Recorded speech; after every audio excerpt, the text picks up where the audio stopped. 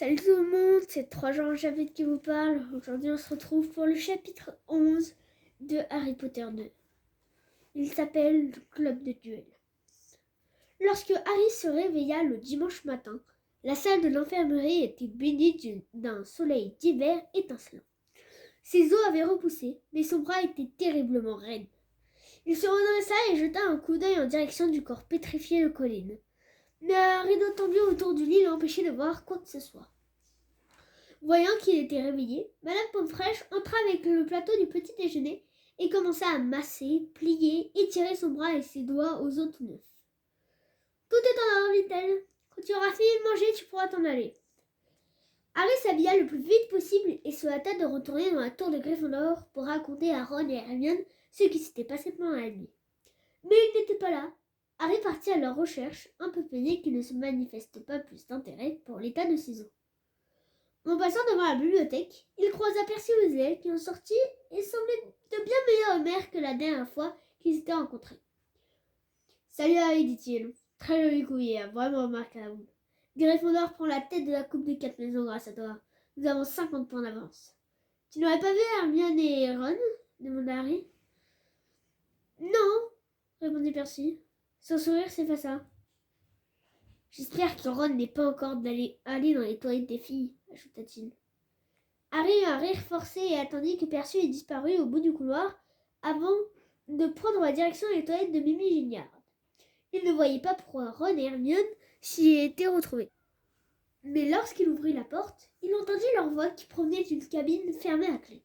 « C'est moi, » dit-il en refermant la porte derrière lui. Il y eut un bruit de métal, un bruit d'éclaboussure, une exclamation étouffée, puis il vit apparaître l'œil d'Hermione à travers le trou de la serrure. « Harry !» dit Hermione en ouvrant la porte. « Tu nous as fichu une de ces frousses. Entre, comment va ton bras ?» « À merveille !» répondit-il en se faufilant dans la cabine. Un vieux chaudron était posé sur la cuvette et, à en juger par le crépitement qu'on entendait, un feu brûlait au-dessus. Allumer des feux magiques qu'on pouvait transporter et faire brûler n'importe où, y compris dans des endroits humides, était une des grandes spécialités d'Hermione. On voulait venir te voir, mais on a décidé de commencer tout de suite la fabrication du polynectar, expliqua Ron, tandis que Ron refermait avec difficulté la porte de la cabine. On a pensé que c'était ici la meilleure cachette. Harry commença à leur raconter ce qui était arrivé à Colline, mais Hermione l'interrompit. On est déjà au courant, dit-elle. On a entendu le professeur McGonagall le raconter au professeur Flitwick ce matin. C'est pour ça qu'on a voulu se dépêcher. Plus vite on obtiendra une confession de Malfoy, mieux ça vaudra, grogna Ron. Tu sais ce que je pense ? Il était tellement furieux après le match de Quidditch qu'il s'est vengé sur Colline. Il y a autre chose, dit Harry en regardant Hermione jeter les touffes de polygonum dans le chaudron. Dobby est venu me voir au milieu de la nuit. Ron et Hermione se tournèrent vers lui, stupéfaits. Il leur rapporta tout ce que Dobby lui avait dit ou pas dit. La chambre des secrets aurait déjà été ouverte dans le passé, dit Hermione abasourdie. Tout devient clair maintenant, déclara Ron d'un ton triomphant. Lucius Malfoy a ouvert la chambre quand il était à l'école, et maintenant, il a expliqué à ce cher dragon comment faire. C'est évident. J'aurais bien voulu que Dobby te dise quel genre de monstre se cache là-dedans. Je me demande comment ça se fait que personne ne l'ait jamais vu rôder dans l'école.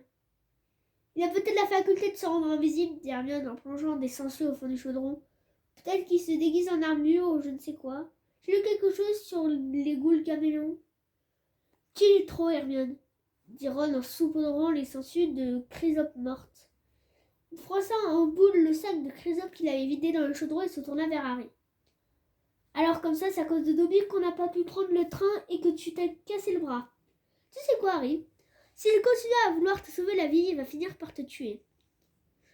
Le lundi matin, tout le monde savait ce qui est arrivé à Colin Creevey. Les rumeurs et les soupçons se multipliaient et les élèves de première année ne se déplaçaient plus qu'en groupe par peur d'être attaqués s'ils s'aventuraient seuls dans le château. Ginny Weasley, qui était toujours assise à côté de Colin Creevey au cours de sortilège, était bouleversée. Fred et George avaient essayé de lui rendre sa bonne humeur en la couvrant de peau de bête et en se cachant derrière des statues pour lui sauter dessus par surprise.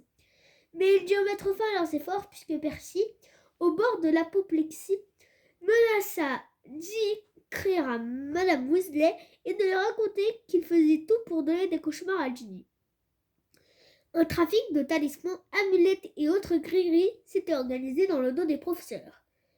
Neville Londubat avait déjà acheté un gros oignon vert malodorant, une pointe de cristal violet et une queue de salamandre en décomposition lorsque ses camarades de Gryffondor lui firent observer qu'il ne courait aucun danger puisqu'il appartenait à une famille de sorciers au sang pur.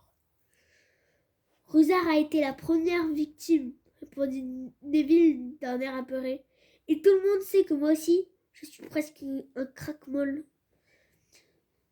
Dès la deuxième semaine de décembre, le professeur McGonagall passa dans les classes pour prendre les noms des élèves qui restaient à l'école pendant les vacances de Noël. Harry, Ron et Hermione s'inscrivirent. Ils avaient entendu dire que Malfoy y resterait aussi, ce qui leur avait semblé particulièrement louche. Mais après tout, c'était bien ainsi. Les vacances seraient le moment idéal pour faire usage du polynectar et essayer de lui tirer les vers du nez. Malheureusement, la potion n'était qu'à moitié finie. Il leur fallait encore une corde de piquant et une peau de serpent d'arbre du cap. Alors le seul endroit où ils pouvaient en trouver, c'était l'armoire personnelle de Rogue. Mais en son fort intérieur, Harry préférait affronter le monstre légendaire de Serpentard plutôt que d'être surpris en train de voler quelque chose dans le bureau de Rogue. « Il faudra faire une diversion, » dit Hermione. « Et pendant ce temps-là, l'un d'entre nous se glissera dans le bureau de Rogue pour prendre ce qu'il nous faut. » Harry et Ron la regardèrent d'un air inquiet. « Je crois qu'il faut mieux que ce soit moi qui aille voler les ingrédients, » poursuivit Hermione d'un ton le plus naturel. « Vous deux, vous seriez renvoyés si vous vous faisiez prendre. Mais moi, je n'ai jamais eu d'ennui, je reste comme un gros. Il vous suffira de provoquer assez de shade pour occuper Rogue pendant 5 bonnes minutes. » Harry eut un faible sourire. Provoquer un chahut au cours de Rogue était à peu près aussi facile que de réveiller un dragon endormi en lui crevant l'œil. Le cours commun de potions avait lieu le jeudi après-midi dans un des plus grands cachots du château. Le cours commença de la façon habituelle. Une vingtaine de chaudrons bouillonnaient entre les tables sur lesquelles étaient disposées des balances et des bocaux d'ingrédients. Ron circulait parmi les vapeurs fétines et en faisant des remarques acerbes aux élèves de Gryffondor sous les ricanements des Serpentards. Drago Malfoy, le chouchou de Rogue, bombardait Ron et Harry avec des yeux de poisson qu'il prenait dans un bocal en sachant qu'il les coffrait d'une retenue si jamais il s'avisait d'en faire autant. La potion d'enflure qu'Harry avait préparée était beaucoup trop liquide, mais quelque chose de beaucoup plus important lui occupait l'esprit. Il attendait le signal d'Hermione et entendit à peine Rogue quand celui-ci vient de se moquer de sa potion trop claire. Lorsque Rogue s'éloignait pour aller critiquer Neville, Hermione croisa le regard de Harry et lui fit un signe de tête. Harry se pencha alors derrière son chaudron, sortit de sa poche un pétard du docteur Flibuste et puis donna un petit coup de baguette magique. Le pétard commença à crépiter. Sachant qu'il n'avait plus que quelques secondes, Harry se redressa et lança le pétard dans le chaudron de Goyle. La potion de Goyle explosa aussitôt en aspergeant toute la classe. Les élèves atteints par les projections de potions d'enflure se mirent à hurler. Malfoy en reçut en plein visage et son nez commença à enfler comme un ballon. Goyle tourna sur lui-même, les mains sur ses yeux qui avaient maintenant la taille d'une assiette.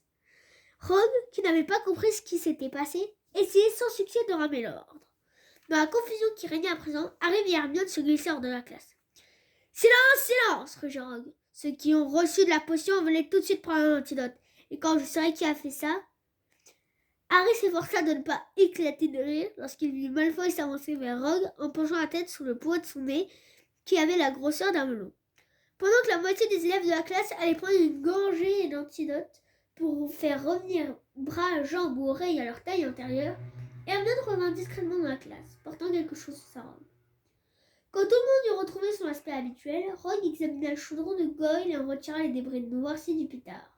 « Si jamais je découvre qui a lancé ce pétard, » dit Rogue dans un murmure, « vous pouvez être absolument sûr que cette personne sera renvoyée de l'école. » Rogue fixait Harry qui fit son mieux pour avoir l'air stupéfait.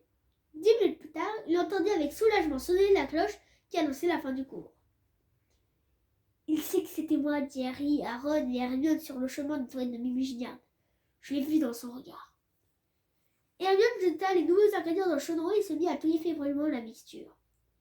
« Ce sera prêt dans une quinzaine de jours, » dit-elle d'un ton joyeux. « Rogue ne peut pas prouver que c'était toi, » dit Ron à Harry pour le rassurer. « Qu'est-ce qu'il peut faire ? » « Quand on sait de quoi il est capable, on peut s'attendre au pire, » répondit Harry. Dans le chaudron, la potion écumait à gros bouillons. Une semaine plus tard, Harry, Ron et Hermione traversaient le hall d'entrée lorsqu'ils virent un groupe d'élèves rassemblés autour du tableau d'affichage. Un morceau de parchemin venait juste d'y être épinglé. Seamus Finnegan et Dean, visiblement surexcités, leur fit signe d'approcher. « Ils ont ouvert un club de duel !» annonça Seamus. « Première séance ce soir, apprendre à se battre en duel, ça peut être utile par les temps qui courent. » « Tu crois que le monstre de Serpentard est du genre à se battre en duel ?» répliqua Ron. « Mais il quand même l'annonce avec intérêt. »« C'est vrai, ça peut servir, dit-il à Harry. Et Hermione, on y va ?» Harry et Hermione étaient d'accord et à 8h ce soir-là, après le dîner, ils se hâtèrent de retourner dans la grande salle. Les longues tables avaient disparu et une estrade dorée avait été installée contre le mur.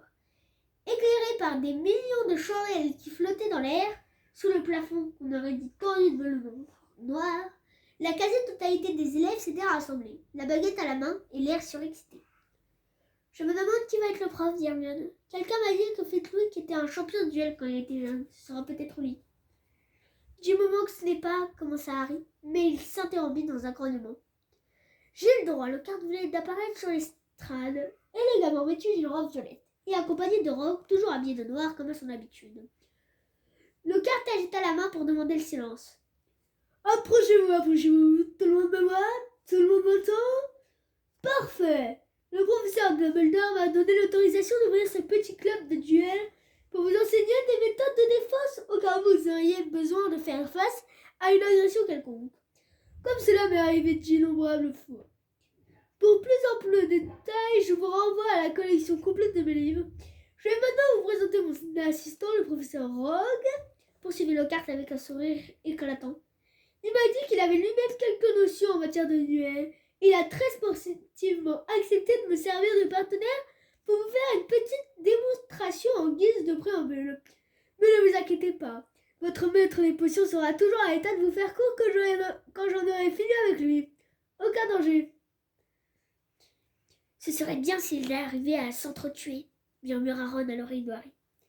Rogue eut un rictus et Harry se demanda comment Lockhart pouvait continuer à sourire. Si Rogue l'avait regardé, lui, de cette manière, il se serait aussitôt enfui à toutes jambes. Lockhart et Rogue se placèrent face à face et se saluèrent. Lockhart s'inclinant en faisant de grands moulinets avec ses mains, tandis que Rogue se contentait d'un signe de tête agacée. Ils levèrent alors leurs baguettes magiques comme des épées. Comme vous le voyez, nous tenons nos baguettes dans la position de combat réglementaire. Nous jeterons le premier sort, bien entendu, ni l'un ni l'autre ne cherchera à tuer l'adversaire. Je n'en suis pas sûre, marmonna Harry en voyant Rogue montrer les dents. 1, 2, 3. Tous deux brandirent leurs baguettes par-dessus leur épaule. Expelliarmus s'écria Rogue. Il y eut un éclair aveuglant de lumière rouge et Lockhart fut soulevé du sol, puis violemment projeté au bas de l'estrade contre le mur du fond. Le dos contre la pierre, il glissa lentement et s'affala par terre. Malfoy et quelques autres élèves de Serpentard applaudirent bruyamment. Et Hermione avait l'air dans ses petits souliers. « Tu crois qu'il est blessé ?» demanda-t-elle d'une voix aiguë. « Quelle importance ?» répondirent en chœur Ron et Harry. Lockhart se releva tant bien que mal, son chapeau était tombé par terre et ses cheveux ondulés s'étaient dressés sur la tête. « Et voilà, excellente démonstration !» dit-il en remontant sur l'estrade, d'un pas mal assuré. « Il s'agit là d'un sentinelle de désarmement. Comme vous le voyez, j'ai perdu ma baguette. »« Ah, merci beaucoup, Miss Brown. C'était une excellente idée de leur montrer ça. Professeur Rogue, mais sans vouloir vous offenser, j'avais tout de suite deviné ce que vous aviez en tête. C'était évident. Et s'il avait voulu vous en empêcher, je n'aurais eu aucun mal à faire. Mais j'ai pensé que cette petite démonstration serait très instructive. » Rogue lui lança un regard assassin que Lockhart avait dû voir car il annonça. « Le spectacle est terminé. À vous de jouer maintenant. Je vais passer parmi vous pour vous mettre deux par deux. Professeur Rogue, si vous voulez bien m'aider. » Tous deux descendirent de l'estrade et répartirent les élèves par équipe de deux. Lockhart mit ensemble Neville et Justin Fletcher, mais ce fut Rogue qui s'occupa de Harry et Ron. « C'est le moment de séparer la vieille équipe, dit-il d'un air narquois. Weasley, vous vous mettez avec Finnegan. Potter. » Harry se tourna tout naturellement vers Hermione. « Non, je ne vois pas les choses comme ça, dit Rogue avec un sourire glacial. Monsieur Malfoy, venez ici, s'il vous plaît. On va voir ce que vous allez faire du célèbre Potter. Et vous, Miss Granger, vous ferez équipe avec Miss Bulstrode. Malfoy s'avança avec un sourire ironique. Derrière lui arrive une élève de Serpentard qui lui rappelait une illustration de vacances avec l'herpie. Elle était grande avec des épaules carrées et une mâchoire proéminente. Et Hermione lui adressa un faible sourire auquel elle ne répondit pas. « Mettez-vous face à face ?» dit le garde qui était remonté sur l'estrade. « Et n'oubliez pas de saluer !» Harry et Malfoy se firent un bref signe de tête sans se quitter des yeux. « Attention, levez vos baguettes !» cria le carte. « À 3, jetez un sort pour désarmer votre adversaire. Je dis bien pour désarmer. Nous ne voulons pas d'accident. 1, 2, 3. » Harry brandit sa baguette, mais Malfoy avait jeté son sort à 2. Harry reçut un tel choc qu'il eut l'impression de prendre un coup de poing sur la tête.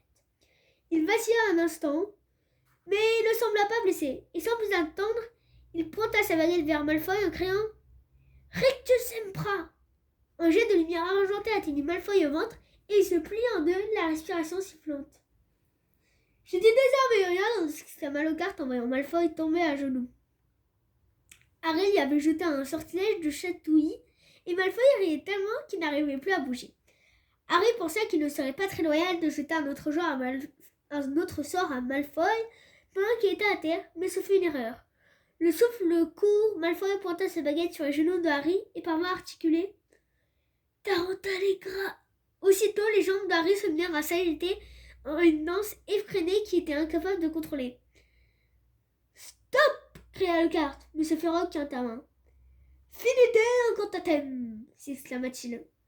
Les pieds de Harry cessèrent de danser, le fou rire de Malfoy s'arrêta, et ils regardèrent alors ce qui se passait autour d'eux. Un nuage de fumée verdâtre flottait au-dessus de l'estrade. Neville et Justin étaient allongés à terre en haleine. Ron soutenait Seamus Neville en s'excusant des dégâts qu'avait fait sa baguette cassée. Et Hermione et Millicent Bulstrode, en revanche, étaient toujours en pleine action. Mais leurs baguettes abandonnées sur le sol ne leur servaient plus à rien. Elles se battaient à main nue et Millicent avait coincé sous son bras la tête d'Hermione qui gémissait de douleur. Harry se précipita, mais il eut du mal à libérer Hermione de sa partenaire qui était beaucoup plus grande que lui. « Oh là là !» s'exclama Lockhart en observant le résultat des affrontements. « Je crois que je ferais mieux de vous apprendre à neutraliser les mauvais sorts. Prenons de Voltaire. Lors du bas et Flinch Fletcher, par exemple. »« Très mauvaise idée, professeur Lockhart, coupa Rogue.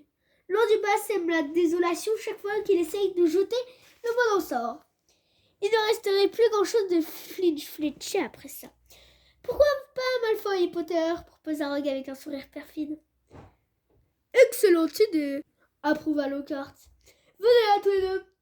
Harry, quand Drago pointera sa baguette sur toi, tu feras ça. » Il leva sa propre baguette, exécuta quelques gestes compliqués et la laissa tomber par terre. Rogue eut un sourire narquois tandis que Lockhart se dépêchait de ramasser sa baguette magique. « Oh là, ma baguette est un peu énervée ce soir, dit-il. » Rogue s'approcha de Malfoy et chuchota quelque chose à l'oreille. Malfoy sourit à son tour. Harry leva alors les yeux vers Lockhart d'un air inquiet. « Professeur, pourriez-vous me montrer encore une fois comment bloquer un mauvais sort ?»« On a peur ?» murmura Malfoy. « Ça te plairait bien ?» lança Harry du coin des lèvres. « Fais comme je t'ai dit, Harry !» répondit Lockhart en lui donnant une tape amicale sur l'épaule. « Il faut que je laisse tomber ma baguette. » Mais Lockhart ne l'écoutait pas. « 3, 2, 1, allez-y !» s'écria-t-il. Malfoy leva aussitôt sa baguette magique et s'exclama « Serpent sortia !» L'extrémité de sa baguette explosa. Abasourdi, Harry vit alors jaillir un long serpent noir qui tomba sur le sol et se dressa, prêt à mordre. La foule des élèves recula aussitôt en poussant des cris de terreur. « Ne bougez pas, Potter, » dit tranquillement Rogue, visiblement ravi de voir Harry, immobile face au serpent furieux. « Je vais vous en débarrasser. »« Je m'en occupe, » dit Lockhart. Poussa sa baguette sur le serpent, une explosion retentit. Mais au lieu de disparaître, le reptile fut projeté dans les airs et retomba un peu plus loin avec un grand bruit. Fou de rage, sifflant comme un furieux, le serpent se tortilla en direction de Justin Fletcher et se dressa à nouveau en découvrant ses crochets prêts à mordre. Harry ne sut pas très bien ce qu'il poussait à agir. Il n'eut même pas l'impression d'avoir pris lui-même la décision. En tout cas, ses jambes le portèrent en avant, comme s'il était monté sur roulette, et cria tout bêtement au serpent « Laisse-le tranquille !» Comme par miracle, le serpent retomba alors sur le sol, aussi docile qu'un tuyau d'arrosage, les yeux tournés vers Harry. Celui-ci sentit toute crainte le quitter. Il savait que le serpent n'attaquerait plus personne à présent. Mais il aurait été bien incapable d'expliquer pourquoi. Il leva les yeux vers Justine et lui sourit. Il s'attendait à le voir soulagé, étonné ou même reconnaissant, mais certainement pas furieux et effrayé. « À quoi tu joues ?» lança-t-il. Et avant que Harry ait pu dire quoi que ce soit, Justine tourna les talons et s'enfuit de la salle à toutes jambes. Rogue s'avança, agita sa baguette, et le serpent disparut dans une bouffée de fumée noire. Rogue, lui aussi, servait Harry d'une étrange manière. Son regard rusé et calculateur lui déplut profondément. Il entendait également autour de lui un murmure qui ne présageait rien de bon. Quelqu'un tira alors par la manche. « Viens !» chuchota Ron à l'oreille. « On s'en va, allez, viens !» Ron l'entraîna hors de la grande salle et Hermione les accompagna en marchant à côté d'eux à petits pas pressés. À mesure qu'il avançait, les autres élèves s'écartaient sur leur passage, comme s'ils avaient eu peur d'attraper une maladie. Harry n'avait pas la moindre idée de ce qui se passait, et ni Ron ni Hermione ne lui dirent un mot jusqu'à ce qu'ils aient regagné la salle commune de Gryffondor, encore déserte. Ron poussa alors Harry dans un fauteuil. « Tu es un fourche-langue, dit-il. Tu ne l'as jamais dit. »« Je suis un quoi ?» s'étonna Harry. « Un fourche-langue, répéta Ron. Tu parles le langage des serpents. »« Je sais, dit Harry. C'est la deuxième fois que ça m'arrive. Un jour au zoo, j'ai fait sortir un boa constrictor de sa cage sans le faire exprès, et il a failli attaquer mon cousin Dudley. C'est une longue histoire. Le boa m'a dit qu'il n'avait jamais vu le Brésil, et je l'ai libéré sans même m'en rendre compte. À l'époque, je ne savais pas encore que j'étais un sorcier. »« Un boa constrictor t'a dit qu'il n'avait jamais vu le Brésil ?» répéta Ron d'une voix faible. « Et alors ?» dit Harry. « Il y a sûrement des tas de gens qui peuvent en faire autant ici. »« Oh non, certainement pas, répliqua Ron. Ce n'est pas un nom très répandu, Harry. Il faut que tu saches. C'est une très mauvaise chose. »« Qu'est-ce qu'il y a de mauvais là-dedans ?» demanda Harry qui commençait à s'énerver. « Qu'est-ce qui vous prend ? Si je n'avais pas dit à Serpent de ne pas attaquer Justine. »« C'est ce que tu lui as dit ? » ?»« Bien sûr, vous étiez là, vous m'avez entendu, non ? » ?»« Je t'ai entendu parler fourche-langue, dit Ron, la langue des serpents. Tu aurais pu raconter n'importe quoi, personne n'y aurait rien compris. Pas étonnant que Justine ait paniqué. On aurait dit que tu encourageais les serpents à l'attaquer. C'était vraiment effrayant. » Harry le regarda bouche bée. « J'ai parlé une autre langue et je ne m'en suis même pas rendu compte. Comment pourrais-je parler une autre langue sans m'en apercevoir ?» Ron hocha la tête. Hermione et lui faisaient une tête d'enterrement. Harry pourtant ne comprenait pas ce qu'il y avait de si terrible. « Vous pouvez m'expliquer ce qu'il y a de mal à empêcher un gros serpent répugnant d'arracher la tête de Justine, dit-il.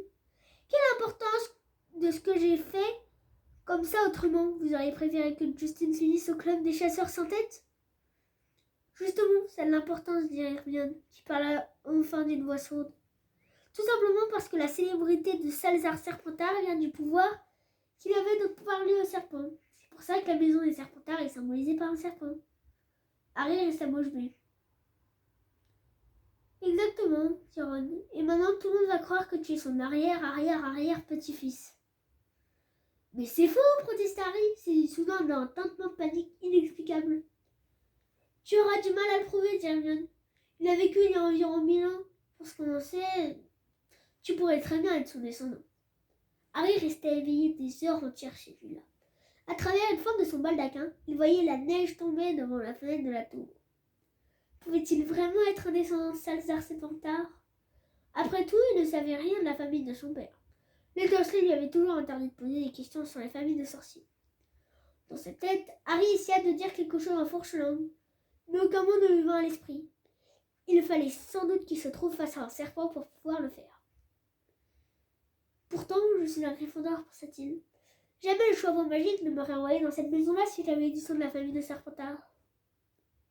Mais au début, le chapeau voulait t'envoyer à Serpentard, souviens-toi, il rappela une petite voix désagréable dans sa tête.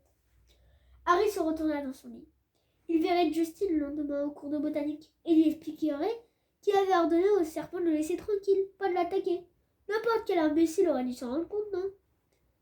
Mais le lendemain matin, la neige s'était transformée en un blizzard si épais que le dernier cours de botanique du trimestre fut annulé. Le professeur Choura voulait mettre des chaussettes et des écharpes pour Racine de Mandragore, une opération délicate qu'elle ne pouvait confier à quiconque d'autre. À présent que les mandragores étaient devenus indispensables pour amener Mystère et Colline crevaient à la vie. Dans la salle commune de Gryffondor, Harry, assis auprès du feu, ruminait de sombres pensées pendant que Ron et Hermione faisaient une partie d'échecs. Pour l'amour du ciel, Harry, va nous voir Justine, c'est tellement important pour toi, dit Hermione. Harry décida de suivre son conseil et sortit de la salle commune en se demandant où il pourrait bien trouver Justine. Mais confus en plein jour, le château était plus sombre qu'à l'ordinaire, à cause de la neige grisâtre qui tourbillonnait devant les fenêtres. Harry décida d'aller voir d'abord dans la bibliothèque. Plusieurs élèves de Poufsouffle qui auraient dû partager avec Gryffondor le cours de botanique étaient assis au fond de la bibliothèque, absorbés par une conversation apparemment très sérieuse. De l'endroit où il se trouvait, Harry n'arrivait pas à voir si Justine se trouvait parmi eux. Il s'approcha et entendit alors quelques bruits de ce qu'il disait. Caché par des étagères, il s'arrêta pour écouter plus attentivement. « J'ai conseillé à Justine de se cacher dans le dortoir, » expliquait un des élèves, un gros garçon costaud. « Si Potter l'a choisi comme prochaine victime, il vaut mieux qu'il se fasse remarquer le moins possible. » Justine s'y attendait depuis qu'il a raconté à Potter qu'il était né dans une famille de moldus. Justine lui a dit que normalement, il aurait dû aller à Eton. Ce n'est pas le genre de choses dont il faut se vanter devant un héritier de Serpentard, non? Alors d'après toi, Ernie, ce serait vraiment Potter? Demanda d'un air anxieux une fille en album. Réfléchis, Anna, répondit le gros garçon. Il parle fourche langue. Il n'y a que les adeptes de la mage noire qui en sont capables. Tout le monde sait ça. Tu connais Donald le sorcier qui parle Serpentard? Serpentard était lui-même surnommé langue de serpent. Un murmure général s'éleva autour de la table. Souviens-toi de ce qui était écrit sur le mur. Hermine de l'héritier prenait garde. Potter avait des ennuis avec Rusard et comme par hasard, c'est le Chateauzard qui a été attaqué en premier. Crivet a énervé Potter en prenant des photos pour un match de Quidditch, surtout quand il était allongé dans la boue avec son bras cassé. Et tout de suite après, Crivet devint la deuxième victime. Il a l'air tellement gentil pourtant, dit Anna qui ne paraissait pas encore tout à fait convaincue. Et puis c'est quand même lui qui a fait disparaître tu sais qui, il ne peut pas être si mauvais que ça. Ernie baissa la voix, l'air mystérieux, obligeant les autres à se rapprocher. Harry s'avança un peu plus pour entendre ce qu'il disait. Personne ne sait comment il a survécu à cette attaque de tu sais qui, reprit Ernie. Il n'était qu'un bébé quand c'est arrivé. Normalement, il aurait dû être réduit en miettes. Seul un mage noir très puissant pouvait survivre à un tel maléfice. C'est sûrement pour ça que tu sais qui voulait le tuer. Il ne voulait pas qu'un autre seigneur des ténèbres vienne lui faire la concurrence. Je me demande quels sont les autres pouvoirs secrets de Potter. Harry ne put en supporter davantage. Il s'éclaircit bruyamment la gorge et sortit de sa cachette. S'il n'avait pas été aussi furieux, il aurait éclaté de rire en voyant la réaction des Poufsouffles. On aurait dit qu'ils avaient été pétrifiés à leur tour et le visage dernier était devenu livide. « Salut, j'arrive. Je cherchais Justine Fletcher. » Les pires craintes des Poufsouffles se trouvaient confirmées. Terrifiés, ils se tournèrent vers Harry. « Qu'est-ce que tu le veux ?» demanda Harry d'une voix tremblante. « Je voulais lui raconter ce qui s'est véritablement passé avec ce serpent pendant le club de duel, répondit Harry. Ernie se mordit les lèvres, puis il prit une profonde inspiration. On était tous là, dit-il. On a bien vu ce qui s'est passé. Alors t'as vu? Quand je lui ai parlé, le serpent a reculé. Tout ce que j'ai vu, reprit Ernie d'un ton buté, en tremblant de tous ses membres, c'est que tu as parlé fourche langue et que tu as poussé le serpent vers Justine. Je ne l'ai pas poussé vers lui, protesta Harry, frémissant de rage. Je l'ai même pas touché. C'était tout, je dis Ernie. Et au cas où tu aurais des idées en tête, ajouta-t-il précipitamment, je peux te dire que ma famille ne comporte que des sorciers et des sorcières depuis 9 générations, et mon sang est tout ce qu'il y a de plus pur alors. Je m'en fiche de ton sang, répliqua Harry d'un ton féroce. Pourquoi est-ce que j'aurais envie d'attaquer les enfants moldus? J'ai entendu dire que tu détestes les moldus chez qui tu vis, répondit Hermione. Il est impossible de ne pas détester les Dursley quand on vit chez eux. Essaye et tu verras. Il tourna sur ses talons et sortit de la bibliothèque. Puis il suivit le couloir d'un pas chancelant. Il était tellement en colère qu'il ne savait plus très bien où il allait. Il se cogna alors contre quelque chose de très grand et de très dur qu'il projeta par terre. « Oh, bonjour Hagrid !» dit Harry en levant les yeux. Le visage de Hagrid était presque entièrement caché derrière un passe-montagne de l'air couvert de neige. Un coq mort qu'il tenait dans les pattes pendait de sa main gantée. « Ça va, Harry ?» demanda Hagrid qui avait relevé son passe-montagne pour pouvoir parler. Comment ça se fait que tu ne sois pas en classe? Le cours a été annulé, répondit Harry en se relevant. Qu'est-ce que vous faites là? Hagrid montra le coq inanimé. Le deuxième Cantus trimestre, expliqua-t-il. C'est soit les renards, soit un gobelin buveur de sang. J'ai besoin d'une autorisation du directeur pour jeter un sort de protection autour du poulailler. Sous ses sourcils broussaillés parsemés de flocons de neige, ses yeux observaient Harry plus attentivement. Tu es sûr que tu vas bien? Tu m'as l'air d'être en colère et d'avoir des soucis en tête. Harry ne pouvait se résoudre à répéter ce que les élèves de Poufsouffle venaient de dire de lui. Ce n'est rien, répondit-il. Il faut mieux que j'y aille. Hagrid, j'ai un cours de métamorphose qui commence bientôt et je dois aller chercher mes livres. Il s'éloigna, la tête encore pleine de ce qu'il avait entendu dans la bibliothèque. Justin s'y attendait depuis qu'il a raconté à Potter qu'il était né dans une famille de moldus. Harry monta l'escalier d'un pas lourd et suivit un autre couloir particulièrement sombre. Un courant d'air glacé qui s'engouffrait par une vitre cassée avait soufflé toutes les torches. Il avait parcouru la moitié du couloir lorsqu'il trébucha contre quelque chose qui le fait tomber la tête la première. Il se retourna pour voir sur quoi il s'était pris les pieds et sentit alors comme un coup de poing l'estomac. Justin Fletcher était étendu sur le sol, le corps raide et froid, le visage figé dans une expression de stupeur, les yeux fixés au plafond. Mais ce n'était pas tout. À côté de lui, arrive une autre silhouette qui offrait le plus étrange spectacle qu'il ait jamais vu. C'était Nick quasi sans tête. Le fantôme avait perdu sa couleur gris-perle et sa transparence. Il ressemblait à présent à une épaisse fumée noire qui flottait à 15 cm au-dessus du sol, immobile et horizontale. Sa tête était à moitié décollée et son visage avait la même expression de stupeur que celui de Justin. Harry se releva, le souffle court, le cœur battant à lui rompre les côtes. Il regarda de tous les côtés et vit une longue file d'araignées qui s'enfuyait à toute vitesse. Il n'y avait pas un bruit en dehors de la voix étouffée des professeurs qui faisaient classe dans les salles proches. Il aurait pu filer tout de suite et personne n'aurait jamais su qu'il s'était trouvé là, mais il pouvait se résoudre à abandonner Justin et Nick sans aller chercher du secours. À présent, cependant, qui croyait encore à son innocence? Pendant qu'il restait là, en proie à la panique, une porte s'ouvrit à un grand bruit juste à côté de lui. Peeves, l'esprit frappeur, surgit alors dans le couloir. « Tiens, bien, mais c'est petit Potter !» s'exclama Peeves en claquetant comme un poulet. « Qu'est-ce qui mijote, Potter? Pourquoi rôde-t-il dans ce... » Peeves s'interrompit au milieu d'un saut périlleux, la tête en bas. Il aperçut Justin et Nick quasi sans tête, et avant qu'Harry pût l'arrêter, il se mit à hurler. « Attaque! Attaque! Nouvelle attaque! Aucun vivant! Aucun fantôme n'est à l'abri! Sauf qui peut! Attaque! » Bam! Bam! Bam! Les unes après les autres, les portes s'ouvrirent à la volée tout au long du couloir, et une foule d'élèves et de professeurs se précipita sur les lieux du crime. Pendant un bon moment, il régna une telle confusion que Justin faillit piétiner, tandis que des élèves affolés traversaient sans le vouloir le fantôme noirci et figé de Nick quasi sans tête. Les professeurs hurlaient pour réclamer le silence, et Harry se retrouva plaqué contre le mur. Le professeur McGonagall arriva alors en courant. Suivi de ses élèves, brandissant sa baguette magique, elle fit retentir une détonation qui rétablit le silence et ordonna à tout le monde de retourner en classe. À peine le couloir s'était vidé, qu'Hermione et ses amis de Poufsouffle apparurent à leur tour. « Prise sur le fait !» s'exclama Harry, le visage livide en montrant Harry du doigt d'un geste théâtral. « Ça suffit, Macmillan !» lança sèchement le professeur McGonagall. Peeves sautait toujours autour de leur tête, observant la scène avec un sourire mauvais.